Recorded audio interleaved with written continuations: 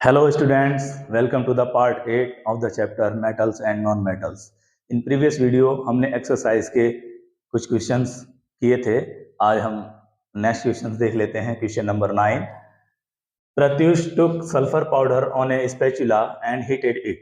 He collected the gas evolved by inverting a test tube over it as shown in figure below.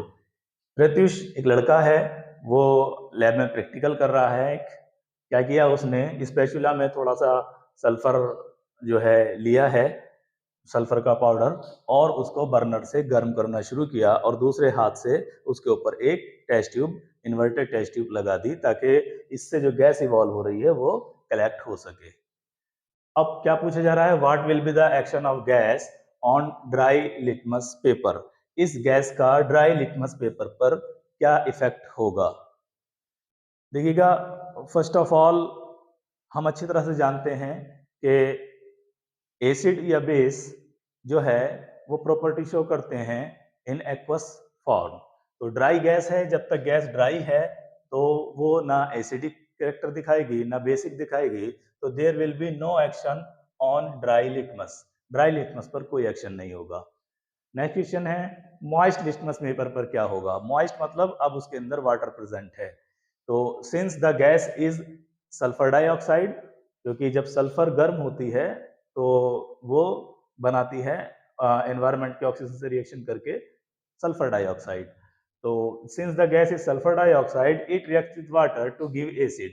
जब sulphur dioxide reaction करती है water से तो acid बनता है. और हम अच्छी तरह से जानते हैं कि एसिड, मैंने बताया था पहले भी आपको, एसिड में डी आता है, समझ लीजिएगा एसिड रेड कर देगा लिटमस पेपर को. तो रेड कौन से लिटमस पेपर को करेगा, ब्लू को. तो so it turns blue litmus to red. Next B part है इस क्वेश्चन का, write the balance chemical equation for the reaction taking place. इसमें होने वाली रिएक्शन को आप बैलेंस केमिकल इक्वेशन की फॉर्म में दिखाइए कि इस टेस्ट में क्या हो रहा है. देखिएगा, सबसे पहले सल्फर पाउडर लिया गया है, उसको गर्म किया जा रहा है, वो एनवायरनमेंट की ऑक्सीजन से रिएक्शन करता है, बनता है सल्फर डाइऑक्साइड, ये गैस बनती है. और फिर जब इसको गैस को मॉइस्ट लिटमस पेपर से रिएक्ट कराया जाता है तो ये गैस वाटर से रिएक्शन करती है और बनाती है H2SO3. H2SO3 ना कि H2SO4. H2SO4 सल्फ्यूरिक एसिड होता है, ये सल्फ्यूरस एसिड होता है. सल्फ्यूरस एसिड मींस एसिड है. तो सल्फर डाइऑक्साइड वाटर से रिएक्शन करके जो मॉइस्ट फॉर्म में हमारे पास तो वो ये जो वाला जो सल्फ्यूरस एसिड है ये उस ब्लू लिटमस को रेड में कन्वर्ट कर देगा.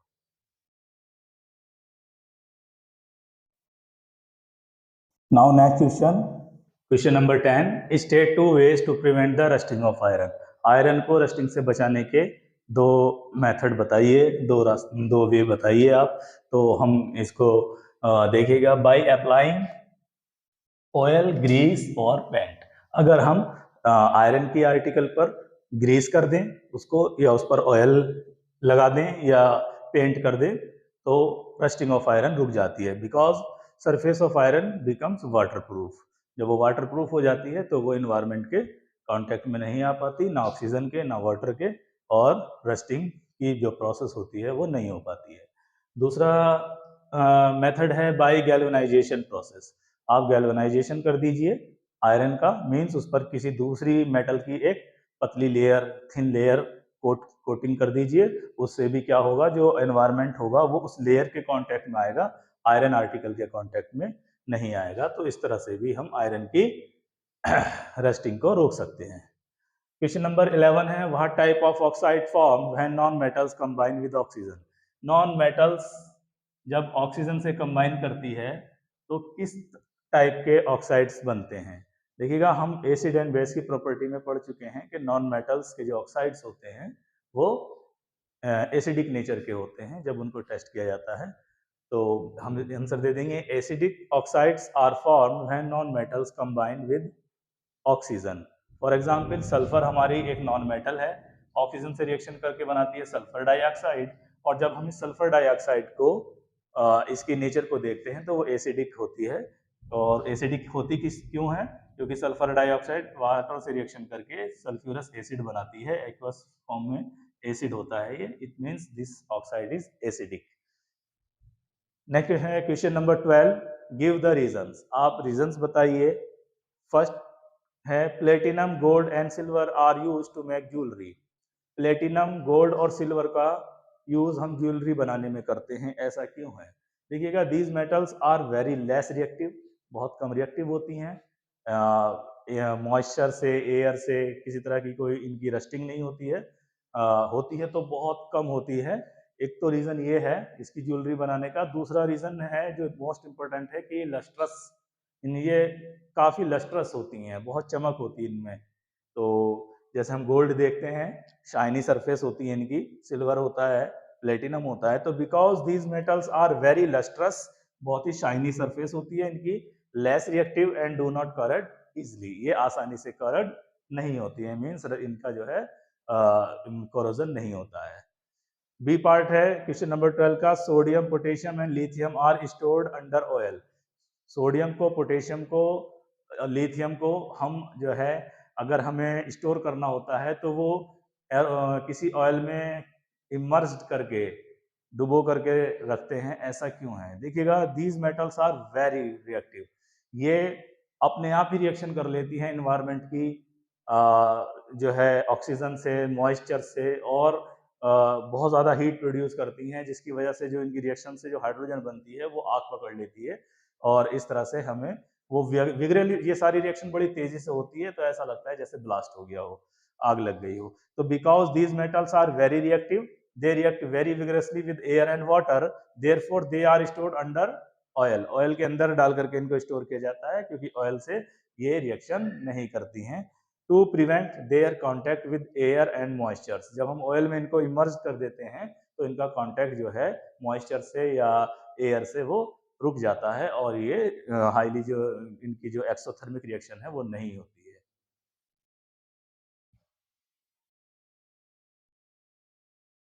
नाउ क्वेश्चन नंबर 12 का सी पार्ट देख रहे हैं हम। Aluminium is highly reactive metal, yet it is used to make utensil for cooking. Question में कहा जा रहा है कि एल्यूमिनियम एक रिएक्टिव मेटल होती है, हाईली रिएक्टिव मेटल है, उसके बावजूद भी इसके बर्तन बनाए जाते हैं, यूटेंसिल्स कुकिंग के लिए, ऐसा क्यों है?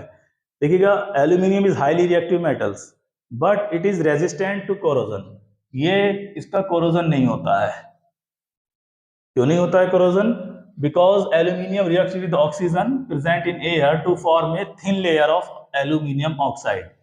ये एनवायरनमेंट की ऑक्सीजन से रिएक्शन करके एक थिन लेयर एल्यूमिनियम ऑक्साइड की बना लेती है अपनी सरफेस पर। This oxide layer is very stable, ये बहुत ही स्टेबल होती है, और अब ये prevents further reaction of aluminium with oxygen. अब ये उस जो एल्यूमिनियम का जो है आगे को जो होने वाली रिएक्शन होती है उसको रोक देती है। अब फर्दर रिएक्शन नहीं होती है, वो उसका जो है एल्यूमिनियम ऑक्साइड नहीं बनता रहता है। Also this metal is light in weight and good conductor of heat. ये इसका मेन जो है इंपॉर्टेंस है, लाइट वेट होती है, गुड कंडक्टर ऑफ हीट होती है। तो कोरोजन जो हो रहा है हाईली रिएक्टिव होने की वजह से वो तो रुक जाता है, एल्यूमिनियम का ऑक्साइड, एल्यूमिनियम ऑक्साइड की थिन लेयर आ जाती है उसके ऊपर, और वो स्टेबल भी होती है। और बाकी जो है जो प्रॉपर्टी है उसकी कि वो लाइट इन वेट है और हीट की गुड कंडक्टर है, ये दोनों प्रॉपर्टीज हम जो है ना इस्तेमाल करते हैं कुकिंग के यूटेंसिल्स बनाने में, इन प्रॉपर्टी का ध्यान रखा जाता है। तो this hence it is used to make cooking utensils. D part है क्वेश्चन 12 का, डी पार्ट है carbonates and sulphide ore are usually converted into oxides during the process of extraction.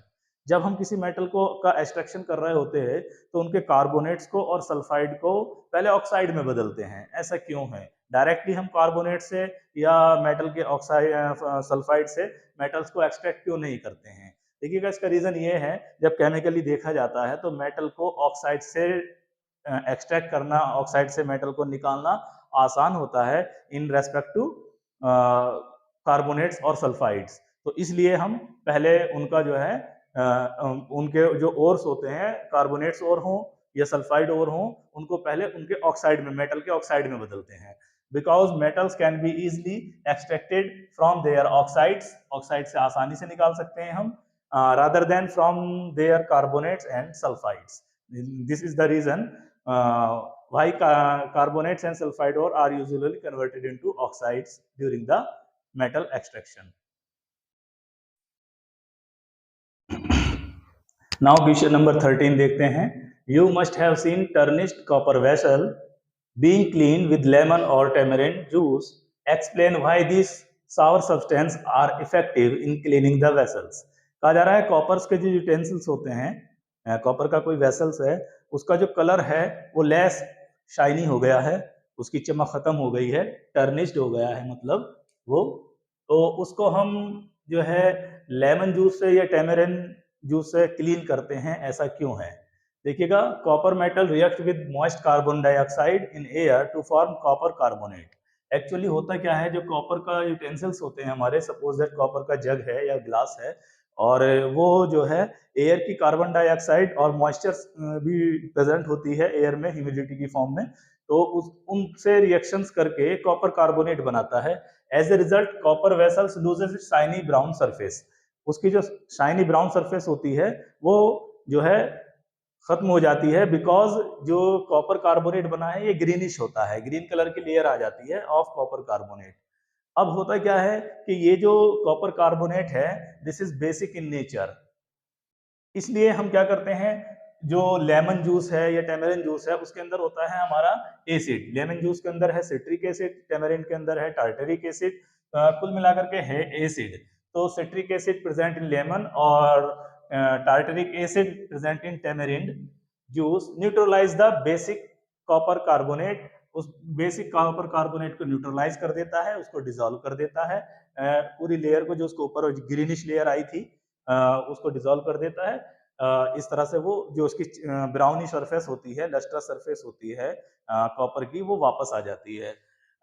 Why tarnished copper vessels are clean with lemon और tamarind juice to give the lustrous surface. ये इसका reason है कि हम lemon juice से, tamarind juice से या किसी भी एसिड से उसको साफ कर सकते हैं, जो डाइल्यूट एसिड होना चाहिए. नेक्स्ट है question number 14. Differentiate between metals and non metals on the basis of their chemical properties. Metals और नॉन मेटल्स को डिफरेंशिएट करना है. यहाँ पर हम कुछ इंपॉर्टेंट पॉइंट्स ले लेते हैं मेटल्स के, नॉन मेटल्स के. देखिएगा, हम डिटेल्स में मेटल्स नॉन मेटल्स को शुरू में ही पढ़ चुके हैं इस चैप्टर के. Metals are electropositive. मेटल्स जो होती हैं वो इलेक्ट्रोपॉजिटिव होती हैं, मींस पॉजिटिव आयन बनाती हैं. Non metals are electronegative. Non metals जो होती हैं वो इलेक्ट्रोनेगेटिव होती हैं, यानी कि नेगेटिव आयन बनाती हैं. नंबर 2 पॉइंट है they react with oxygen to give basic oxide. ये ऑक्सीजन से रिएक्शन करके मेटल बेसिक ऑक्साइड बनाती हैं. देखेंगे जैसे 4Na+O2, ये हमारा सोडियम मेटल है, ऑक्सीजन से रिएक्शन करके बना रहा है sodium oxide, and this is the basic in nature. Next है, इसमें देखेंगे तो they react with oxygen to form acidic और न्यूट्रल ऑक्साइड. और नॉन मेटल्स जो होती हैं वो या तो एसिडिक बनाएंगी या फिर न्यूट्रल ऑक्साइड बनाएंगी, कभी भी वो बेसिक ऑक्साइड्स नहीं बनाती हैं. For example carbon plus oxygen is equal to carbon dioxide. ये हमारा ऑक्साइड एसिडिक होता है. नेक्स्ट है they react with water. Metals जो होती हैं वाटर से विग्रसली रिएक्शन करती हैं. हाईली रिएक्टिव मेटल्स विग्रसली करती हैं, जो लेस रिएक्टिव मेटल्स होती हैं वो नॉर्मल रिएक्शन करती हैं. तो बनता है जैसे हमारा देखेंगे सोडियम, ये वाटर से रिएक्शन कर रहा है तो सोडियम हाइड्रोक्साइड बनता है. और अगर हम नॉन मेटल्स की बात करें तो do not react with water, ये वाटर से रिएक्शन नहीं करती हैं. एंड फोर्थ पॉइंट है they act as reducing agent. ये मेटल्स जो होती हैं रिएक्शंस में as a reducing agent role करती हैं. रिड्यूसिंग एजेंट क्यों बोला जाता है इनको? रिड्यूसिंग एजेंट इसलिए बोला जाता है बिकॉज रिएक्शन में इलेक्ट्रॉन को लूज करती हैं. तो जिससे इलेक्ट्रॉन लूज होते हैं उसका रिडक्शन उनका होता तो ऑक्सीडेशन है. जो इलेक्ट्रॉन लूज करते हैं उनका ऑक्सीडेशन होता है, बट वो एक्ट जो करते हैं वो रिड्यूसिंग एजेंट का करते हैं, क्योंकि वो सामने वाले का रिडक्शन कर रहे होते हैं. फॉर एग्जांपल Na ने अपने अंदर से एक इलेक्ट्रॉन निकाला, इसका हुआ ऑक्सीडेशन, बट ये वर्क करेगा as a reducing agent. They act as a oxidising agent. ये इलेक्ट्रॉन को गेन करते हैं, होता इनका रिडक्शन है, but act as a oxidising agent. ये हमारे 14 क्वेश्चन हुए। नाउ क्वेश्चन नंबर 15 देखते हैं। क्वेश्चन नंबर 15 में कहा जा रहा है कि a man went door to door posing as a goldsmith. He promised to bring back the glitter of gold and dull gold ornaments. An unsuspecting lady gave a set of gold bangles to him, which he dipped in a particular solution. The bangles sparkled like new, but their weight was reduced drastically. The lady was upset, but after a futile arguments, the man beat a hasty retreat. Can you play the detective to find out the nature of the solution he had used? इस question में कहा जा रहा है एक आदमी है, वो डोर टू डोर जा रहा है, अपने आप को गोल्ड स्मिथ कहता है और कहता है कि मैं आपके जो ऑर्नामेंट्स हैं उनको फिर से शाइनी कर दूंगा, जो उनकी सरफेस जो है वो डल हो गई है, उनकी चमक जो खत्म हो गई है, आप मुझे अपने ऑर्नामेंट्स दीजिए, मैं उनको फिर से शाइनी कर देता हूँ। एक लेडी होती है, वो जो है अपने ऑर्नामेंट्स उसको दे देती है, वो एक सॉल्यूशन में उनको डिप करता है और हल्का सा ब्रश से उनको ऐसे रब करके दिखाता है जैसे कि वो उनको साफ कर रहा है। बट जब वो लेडी देखती है अपने ऑर्नामेंट्स को, तो वो शाइनी तो हो गए हैं बट उनका वेट बहुत कम हो गया है। तो उनमें फिर आपस में बहस शुरू हो जाती है। तो इसमें पूछा गया है कि आप बताइए ऐसा क्यों हुआ है, उनका वेट कम क्यों हो गया है। तो क्वेश्चन का आंसर देखेंगे। He must have dip the gold metal in the solution of aqua regia. Actually वो जो गोल्ड स्मिथ अपने आप को बोल रहा है वो गोल्ड स्मिथ नहीं है, बल्कि वो जो एक क्रिमिनल है, वो जो है क्या कर रहा है कि उसके पास जो एक्वारेजिया है, एक्वारेजिया एक सोल्यूशन होता है जो इस रेशो में तैयार होता है 3:1, यानी कि 3 पार्ट जो होते हैं वो कंसंट्रेटेड HCl के होते हैं और 1 पार्ट जो होता है वो कंसंट्रेटेड HNO3 नाइट्रिक एसिड, यानी कि हाइड्रोक्लोरिक एसिड और नाइट्रिक एसिड को 3:1 में मिक्स करके बनाया जाता है। ये जो मिक्सचर्स होता है ये बहुत ही ज्यादा हाईली कोरोसिव, बहुत पावरफुल होता है। ये इतना पावरफुल होता है कि ये गोल्ड जैसी, सिल्वर जैसी अनरिएक्टिव, जो बहुत ही लेस रिएक्टिव जो है मेटल्स होती है उनको भी कोरोड कर देता है। Aqua regia is a fuming highly corrosive liquid, it dissolve gold in it. ये अपने अंदर गोल्ड को घोल लेता है। तो वो जो सस्पेक्टेड जो आदमी था वो ब्रश से साफ कर रहा था ऑर्नामेंट्स को, एक्चुअली वो ऊपर गोल्ड की लेयर को डिजॉल्व कर रहा था, गोल्ड को डिजॉल्व कर रहा था उस एक्वारेजिया सोल्यूशन में। होता क्या, after dipping the gold ornaments in aqua regia the outer layer of gold get dissolve and the inner shiny layer appears. अब ऐसे क्या होगा, ऊपर की जो लेयर है उतर जाएगी गोल्ड की, वो सॉल्यूशन में चली जाएगी और जो है शाइनी सरफेस नजर आएगी, बट गोल्ड जो है वो उसके सॉल्यूशन में जा चुका है। वो उसी गोल्ड को चोरी करने के लिए उसने ये मेथड अपनाया है, एक्वारेजिया लिया है। That that is why the weight of gold ornaments reduce. यही वजह होती है कि गोल्ड का जो वेट होता है ऑर्नामेंट्स का वो घट जाता है, कम हो जाता है। क्वेश्चन नंबर 16 देखेंगे। Give reasons why copper is used to make hot water tanks and not steel. Hot water tank का जो होता है वो कॉपर का बनाया जाता है, स्टील का नहीं बनाया जाता है। क्यों? देखिएगा, कॉपर जो होती है वो रिएक्टिविटी सीरीज में हाइड्रोजन से नीचे होती है, it does not displace hydrogen. तो copper does not react with cold water, ना तो कोल्ड वाटर से रिएक्शन करती है, ना हॉट वाटर से रिएक्शन करता है कॉपर, और ना ही स्टीम से। तीनों ही कंडीशन में, चाहे आप उसमें ठंडा पानी कीजिए, गर्म कीजिए या बहुत ज्यादा गर्म कीजिए, स्टीम फॉर्म में लाइए उसको, वो रिएक्शन नहीं करता है। However iron react with steam, लेकिन स्टीम, आयरन जो होता है ये स्टीम से, जो ज्यादा गर्म हो जाने से जो स्टीम बनती है उससे रिएक्शन कर लेता है। If the hot water tanks are made of steel, then iron would react vigorously with the steam. अगर हम hot water tank को स्टील का बना देंगे और पानी को गर्म करेंगे तो वो आफ्टर बॉइलिंग जब स्टीम बनेगी तो उस स्टीम से रिएक्शन कर लेगा, और इस तरह से हमारा पानी भी और वो जो टैंक है वो दोनों ही जो है उनकी टैंक की जो है बॉडी जो है वो कमजोर हो जाएगी, और प्लस पानी भी जो है हमारा स्पॉइल हो जाएगा। तो रिएक्शन ऐसे होती है 3Fe + 4H2O, ये स्टीम फॉर्म में होना चाहिए, तो बनता है आयरन ऑक्साइड और 4H2, हाइड्रोजन गैस इवॉल्व हो जाती है। That is why copper is used to make hot water tanks and not steel. इस तरह ये हमारे एक्सरसाइज के 16 क्वेश्चंस कंप्लीट होते हैं, पूरी एक्सरसाइज पूरी हो जाती है। अगर आपको ये हमारा काम अच्छा लगा है तो हमारे चैनल को सब्सक्राइब कीजिए साइंस फॉर स्टूडेंट्स को, और अपने दोस्तों को शेयर कीजिए। मिलते हैं नेक्स्ट वीडियो में न्यू चैप्टर के साथ। Thanks for watching.